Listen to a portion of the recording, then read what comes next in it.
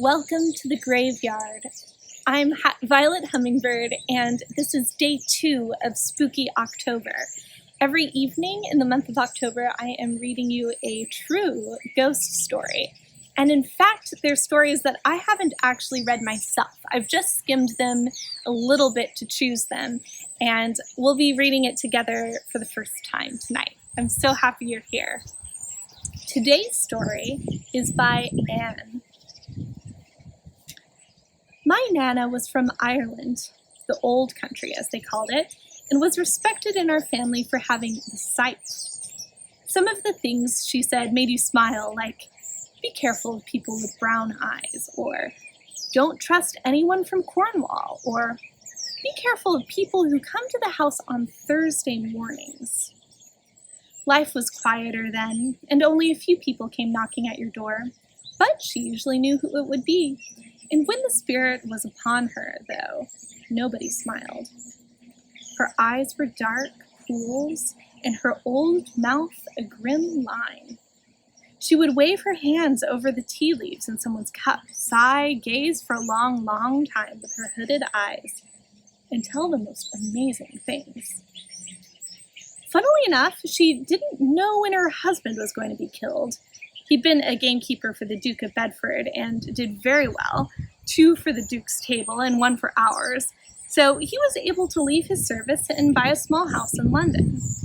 He tried living like a gent, but was too wild. He was in trouble for driving a pony and cart while under the influence of alcohol in the high street of Leighton and disrupting the traffic. After a brief appearance in court, where he made the magistrate laugh, he decided to join the army. He was killed nearly 2 years later in a campaign in South Africa, leaving my nanny with a house full of children to care for on a small army pension. Neighbors and friends would come to the house to have their fortunes told and leave a loaf, some fruit, or eggs or potatoes, so they ate well, although we wore hand-me-downs and often had bare feet. Of all the 9 children, Lenny was her favorite. Perhaps it was because his health was not so good. He had occasional asthma attacks and was never as strong as the others.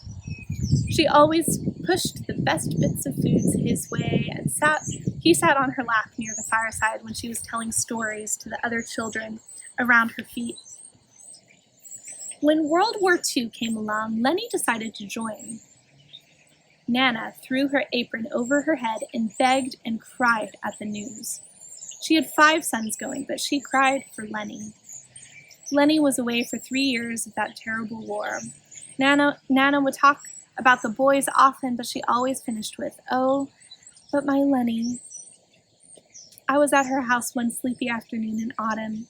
It was the day before my birthday, October 8th. The sky was dark silver. Smoke curled lazily up from the bonfire of leaves in the orchard. Nana was dozing by the fire in her rocking chair, an old patchwork shawl around her shoulders. The kettle was hissing softly on the red coals, the cat purring. A mist hung around the house, and the setting sun looked like powdered glass. I was lying on my stomach in the rug doing a jigsaw puzzle, enjoying the warmth of the fireside along one side of my legs. The old clock ticked slowly, but it was as though there was no time at all. Suddenly, Nana started from her chair, her arms and fingers rigidly in front of her, dark eyes fixed on something terrible, sobbing. "Stop! Oh no, stop!" The cat's fur stood on end, and I watched from the rug, amazed. "What is it, Nana?" I said. She beckoned me to stand by her chair, holding out her shawled arms, and held me close to her. "Lenny, oh my Lenny," she sobbed. I was frightened and started to sniff and cry.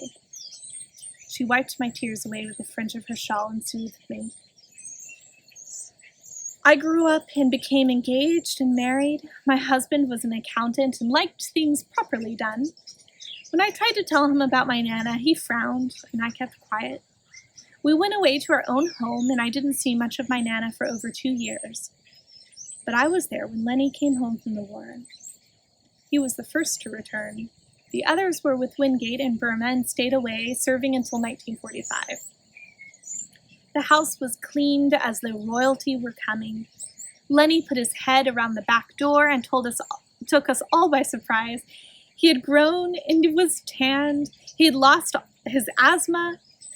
Nana's face was a picture, beaming and shining, with the odd tear escaping.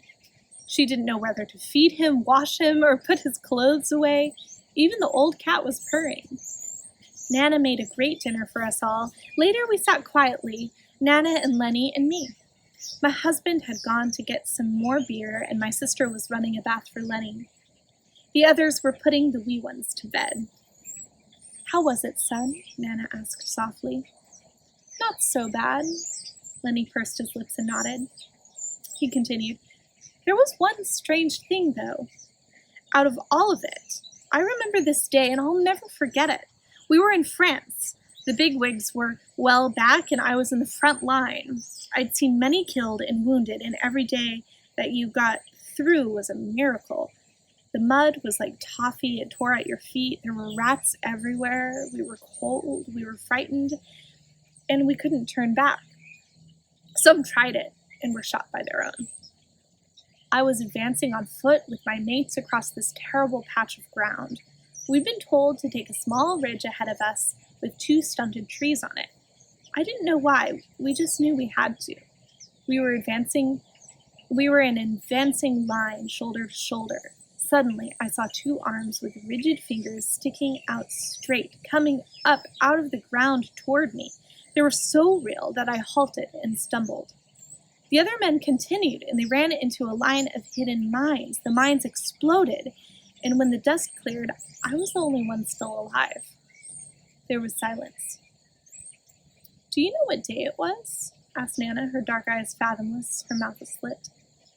"Why, it was October 7th, the day before this young chick's birthday." He patted me on the head. I looked at Nana, and the look on her face was something I'm still searching for words to describe. So let me know in the comments below what you thought of that story, and if you have a spooky story of your own, a true one, please email it to me if you want me to share it. It's heytherehummingbird@runbox.com. And please give me a subscribe and like this video.